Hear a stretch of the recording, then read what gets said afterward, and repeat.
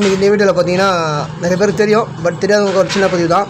கஸ்டமருக்கு நிறைய தேவை, இது கண்டிப்பாக யூஸ்ஃபுல்லாக இருக்கும். இப்போ R15 அது மாதிரி வந்து வண்டியில் பார்த்தீங்கன்னா சென்டர் கிடையாது. ட்ராக் ஸ்டாண்டு வந்து நம்மகிட்ட சப்போஸ் இருக்கும் இல்லை இருக்காது ஒரு சிலர்கிட்ட.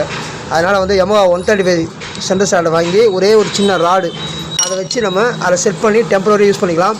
செயின் க்ளீன் பண்ணிவிட்டு செயின் லூப் அடிக்கலாம், டிஸ்க் பேடு மாற்றலாம். சப்போஸ் பஞ்சர் ஆகிடுச்சுன்னா கூட நம்ம ஈஸியாக கட்டிக்கலாம். சரி, அதை பற்றி தான் ஒரு சின்ன பதிவாக போட்டேன். இங்கே பாருங்கள், Yamaha 135 ஸ்டாண்டு ஸ்ப்ரிங் உள்ள டைப் வந்து அந்த பக்கம் வரும். கீழே ஒரு சின்ன ஹோல்ஸ் இருக்கு பாருங்கள், அதோட சின்ன ராடு எடுத்து நம்ம